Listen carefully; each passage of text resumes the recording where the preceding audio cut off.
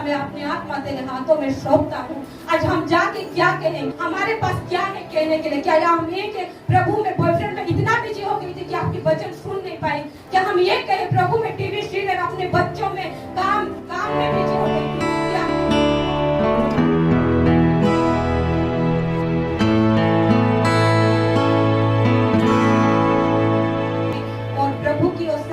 जैसे कि pastor sir बोल कई वाणी बोले होंगे, लेकिन ये 7 वाणी महत्वपूर्ण था।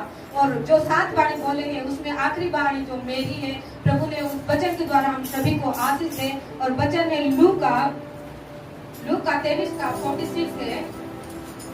यीशु ने बड़े शब्द से पुकार कर कहा, हे मेरे पिता मैं अपनी आत्मा तेरे हाथों में सौंपता हूँ। मैं और एक बार बोलना चाहूंगी, यीशु ने बड़े शब्द से पुकार कर कहा, हे पिता मैं अपनी आत्मा तेरे हाथों में सौंपता हूँ। मेरे प्रिय प्रभु यीशु ने बड़े शब्द से पुकारा और कहा, हे पिता मैं अपनी आत्मा तेरे हाथों में सौंपता हूँ। मेरे प्रिय क्रूस ने प्रभु यीशु को बहुत पीड़ित किया, लेकिन उसकी क्रूस की मृत्यु उसकी पराजय नहीं था। क्रूस की मृत्यु उसके जय का ऐलान था। प्रभु यीशु उस दर्द में रहने के बावजूद, हे पिता मैं अपनी आत्मा तेरे हाथों में सौंपता हूँ। लेकिन ये 7वीं और आखिरी वाणी थी जिसने प्रभु यीशु क्रूस में रहने के बावजूद हम लोगों को इस वाणी को कहे थे। उस वाणी है, हे मेरे पिता मैं अपनी आत्मा तेरे हाथों में सौंपता हूँ। वो कैसा था कि इतने दर्द में होने के बावजूद उसको एक बात पता था कि अपनी आत्मा वो किसके हाथों में सौंप रहा है। हम आज नहीं जान पाते हैं कि हमारी आत्मा किसके हाथों में सौंपना है। यहाँ पे हम देखते हैं प्रभु यीशु को, जिसने और मृत्यु की अधिकार है और प्रभु को प्राण, यहाँ पे हम देख रहे हैं प्रभु यीशु को जीवन और मृत्यु की अधिकार है। प्रभु की प्राण इसीलिए नहीं, प्रभु के प्राण को कोई लिए नहीं, प्रभु अपने स्वेच्छा से अपना प्राण दिए। अगर उनका प्राण कोई लेते तो लोग कहते कि ये तो देश के लिए शहीद हो गया है। अगर उनका प्राण तो कोई लेते तो कहते कि ये तो शहीद हो गया देश के लिए। लेकिन हमारा प्रभु अपने प्राण को खुद अपने स्वेच्छा से लिए, इसीलिए लिए ताकि हम जीवन पाए, आत्मिक में बढ़ सके, आत्मिक बातों को हम सुन सके और दूसरों को बता सके। इसलिए प्रभु यीशु ने अपने जीवन को अपने स्वेच्छा से दिया है। यूहन्ना 10:18 में भी कहता है, कोई उसे मुझे छीनता नहीं वरन मैं उसे आप ही देता हूँ। मुझे उसको देने का भी अधिकार है और लेने का भी अधिकार है। हालेलुया। प्रभु को देने का भी अधिकार है और लेने का भी अधिकार है। फिर भी वो क्रूस में इतने दर्द क्यों सहा? बस हमारे कारण। वो चाहता था जो गत्सेमनी बगीचा में और जब प्रेयर करता था अपने चेलों के साथ, चेले तो सो रहे थे लेकिन प्रभु यीशु प्रेयर कर रहा था। उस टाइम अगर चाहता तो अपने जान को दे सकता था। अगर उसी टाइम उसने अपना जान को दे देता, अपने आत्मा परमेश्वर के हाथों में सौंप देता, तो आज हम इस जगह पे खड़े नहीं होते और जीवन की बातें सुन नहीं देते। मेरे प्रभु को ये बात पता था।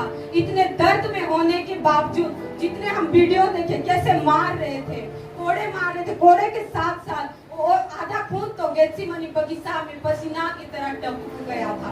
पसीना के जरिए से आधा खून चला गया था। और जब कोड़े मार रहे थे उसी टाइम भी ना जाने कितना खून बहा होगा प्रभु यीशु का। और जब कोड़े मारे उसके बाद उनको क्रूस लेके जाना पड़ा। वो जहाँ कपड़ी का स्थान, जिसको इब्रानी में गुलगता कहते हैं, उस जगह पे वो 100 से 80 किलो का वजन को लेके जाना पड़ा। और जब वो जा रहा था तो बार बार गिर रहा था, बार बार इसीलिए गिर रहा था कि हम आत्मिक में ना गिरे, हम हमेशा आत्मिक में जागृत रहे। इसलिए वो बार बार क्रूस को ले जाते टाइम गिर रहा था। और जब वो क्रूस को ले गया गुलगता में, उस टाइम उसको धीरे से नहीं कुछ किया, उसका कपड़ा को खींचे, जैसे हम लोग इस समय वीडियो में देखे, उसका कपड़े जब खींचे तो खून कितना बहा होगा। हमें अगर चोट लगता है, कपड़ा उतारते टाइम कितना दर्द होता है, हम निकाल नहीं पाते। मम्मी पापा दुनिया घर को तो सर पे उठा लेते हैं, लेकिन उस टाइम जैसे उसका कपड़ा को खींच रहे थे, कपड़ा फाड़ रहे थे, तो उसका खून जो है बिखर रहा था, उसको दर्द हो रहा था। उसको धीरे से सूली पे नहीं सुलाए, उसको धक्का मारे, जैसे आप लोग अभी देखे, उसको धक्का मारे, उसके हाथों में खिले ठुकवाए गए। इसीलिए वो सह रहा था ताकि हम अनंत जीवन पाए। हमारी हर एक पापों का अपराधों को अपने साथ ले जा रहा था। और यीशु ये जानता था कि अपने आत्मा को किसके हाथों में सौंपना चाहिए। हम वाणी में सुने कि हे पिता, जैसे कि चौथी वाणी में, तूने मुझे क्यों छोड़ दिया। और पिता छोड़ दिया, फिर भी वो कह रहा है कि हे पिता, मैं अपनी आत्मा तेरे हाथों में सौंपता हूँ। ये इसलिए कि भविष्यवक्ताओं के द्वारा कही गई बातें पूरा हो। जो भजन संहिता 30:5 में लिखा है, मैं अपनी आत्मा को तेरे ही हाथों में सौंपूंगा। ये उस वचन था जो भविष्यवक्ताओं के द्वारा दाऊद महाराजा कहा था, वो जो अपनी आत्मा प्रभु के हाथों में सौंप रहा है। यहाँ पे हमें एक चीज सीखने के लिए मिलती है, आज हम अपने आत्मा को किसके हाथों में सौंपे हैं। प्रभु को तो ये पता था कि अपने पिता के पास वो जब जाएगा, जब अपने प्राण को दिएगा, जब छोड़ेगा, तो उसको प्रभु के पास गवाही देने के लिए उसके पास था। इसीलिए कहता है कि हे पिता, मैं अपनी आत्मा तेरे हाथों में सौंपती हूँ। आज हमको नहीं पता कि हमारी आत्मा को हमें किसके हाथों में सौंपना चाहिए। हम तो संसार में सौंपे हैं, जिसे पहले बता चुके। हम टीवी सीरियल में अपने आत्मा को सौंपे हैं, हम मोबाइल में सौंपे हैं, हम बॉयफ्रेंड में अपने आत्मा को सौंपे हैं, हम संसार में कुड़कुड़ाने में अपने आत्मा को सौंपे हैं, संसार में जितने भी चीज दिख रहा है हम उनमें अपने आत्मा को सौंपे हैं। लेकिन प्रभु यीशु को पता है, जिसके हाथों में वो अपना आत्मा सौंप रहा है वो कितना महान है, वो कितना पवित्र है, जो सारे पापों के लिए अपना इकलौता पुत्र को दे सकता है। तो सोचो वो हम लोगों को कितना प्यार करता होगा। Hallelujah, hallelujah. जैसे हम लोग सुने, अब हे पिता, मैं अपनी आत्मा तेरे हाथों में सौंप रहा हूँ। हम किसके पास अपने आत्मा को सौंपे हैं, वो आज हमें ध्यान देना चाहिए। ये पवित्र वेदी है, अगर मैं इस जगह पे पाप करके खड़ी हुई हूँ तो मेरे लेखा भी लेने वाला है।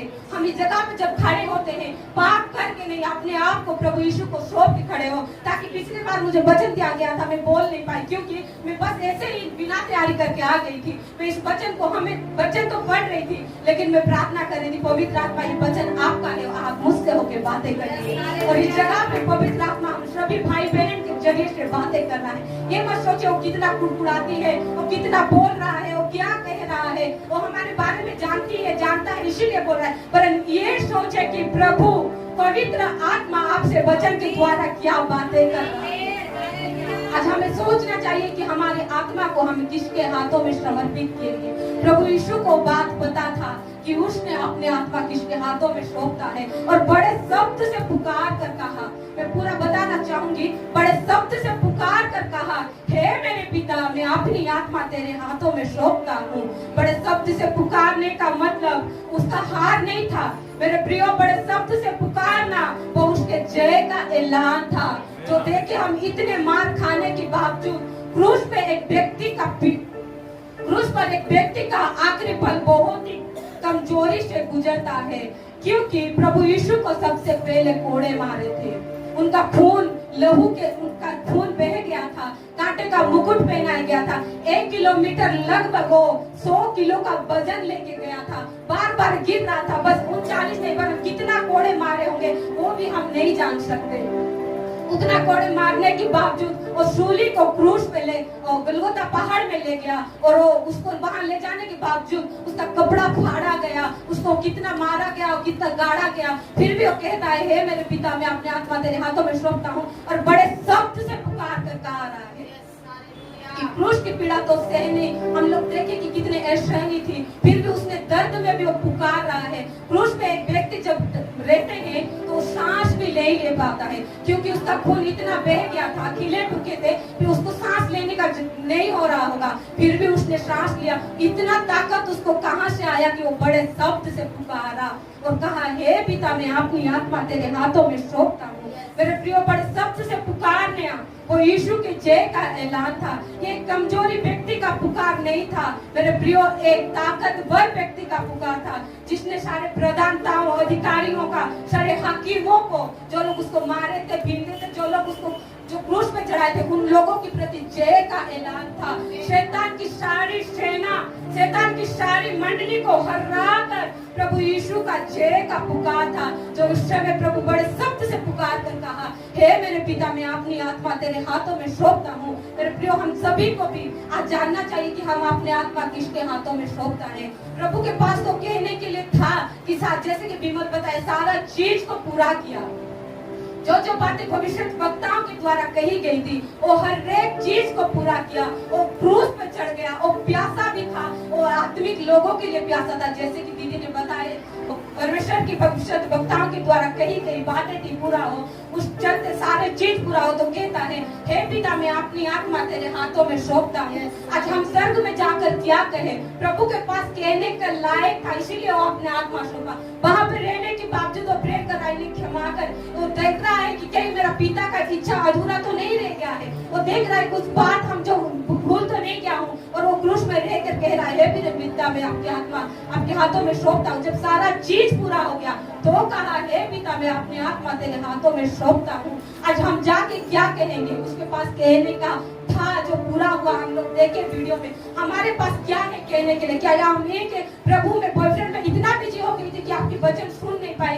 क्या हम ये कहे प्रभु में टीवी सीरियल अपने बच्चों में काम में बिजी हो गई थी कि आपके वचन को सुन नहीं पाई? या हम ये कहे प्रभु में सीरियल दूसरों को लड़ने के लिए मन में कुड़कुड़ाने में बिजी हो गई थी जो आपके आत्मा को सुन नहीं पाई? प्रभु कहेगा हट, प्रभु कहेगा मैं तुझे जीवन की बातें जो हमेशा पास्टर सर बताते हैं हमें क्या क्या पूरा करना चाहिए, हमें बताते हैं कैसे आत्मिक में बढ़ना चाहिए। प्रभु कहेगा हर एक वचन में तू जो दे रही थी मैं तुझको सिखा रही थी। अन्य भविष्य वक्ताओं के द्वारा मोबाइल देख रहे थे, जब मीटिंग जा रही तब भी मैं तुझसे बातें कर रहा था, लेकिन तू जानबूझ के अपने आत्मा को शैतान की ओर दे रहा था। शैतान तो एक पट्टी बांधता है, फिर भी हमें वचन के द्वारा पट्टी खुल जाता है। हम जानबूझ के बार बार अपने आंखों में पट्टी बांधते हैं ताकि प्रभु की ओर नहीं शैतान की ओर हम जाने पाए। वहां पे जाने के बाद जो लोग कुड़कुड़ाते हैं उनके मन में इतना कीड़ा भर जाएगा। जो लोग प्यार करते हैं वो दोनों एक दूसरे को बस बोला बोली होते रहेंगे कि सॉरी मैं तो आप मुझे आंख मारी इसलिए मैं बट गई। इस कीड़ा खाते रहेगा। मेरे प्रियो हंसे नहीं, पर इस वचन को अपने जीवन में लागू करें कि हमारे प्रभु आज वचन के द्वारा हमसे क्या बात कर रहा है। मेरे प्रियो इस जगह पे खड़े होना हर किसी की बात नहीं है। प्रभु जिसको चुनते हैं वो ही इस जगह पे खड़े होते हैं। मेरे प्रियो इस जगह पे हम खड़े हुए हैं, इसका मतलब प्रभु आप लोगों से कुछ बातें करना चाह रहा है। इस 7 वाणी है आखिरी वाणी जो प्रभु ने हमें कहा। प्रभु प्रियो अगर आज आप कमजोर में हैं, क्रूस को देखिए, वो पीड़ा वो आपको ताकत देने के लिए था। क्रूस की कमजोरी आपको ताकत देने के लिए था। उसका लहू बहाया। जितने भी पाप है, आप वचन सुने हो, जितने भी पाप है आज वो लहू से धुल जाओ, और जितने भी अपराध है उस लहू से धुल जाओ। उसका लहू इसीलिए था, वो सांस नहीं ले पा रहा था, उसका हार्ट फटने का कारण हमें हार्ट नया मिल रहा था। उसको क्रूस में बलि होने के कारण हम अनंत जीवन पा रहे थे। वो पर्दा फट गया। लगभग 44 में लगभग दोपहर से तीसरे पहर तक सारे देश में अंधियारा छाया रहा और सूर्य का उजियारा जाता रहा और मंदिर का पर्दा बीच से फट गया। बीच से फटा, नीचे से नहीं। अगर नीचे से फटता तो लोग कहते अरे कोई तो नीचे से क्या है फाड़ दिए हैं, ऐसे कहते, लेकिन बीच से पर्दा फटा है। उसके बाद प्रभु कहते हैं हे पिता मैं अपनी आत्मा तेरे हाथों में सौंपता हूँ। प्रभु को तो पता था वो सारे चीज पूरा हो गया। परमेश्वर के साथ मेल मिलाप जो हमारा करने आए थे वो सारा चीज पूरा हुआ। तो कहता है हे पिता मैं अपनी आत्मा तेरे हाथों में सौंपता हूँ। आज हमारे बीच में क्या कमजोरी है हम सुने हैं। हम अपने आप को प्रभु का लहू जो बह गया था क्रूस में उससे हम धुल लें और इस वचन के द्वारा हम सभी को प्रभु आशीष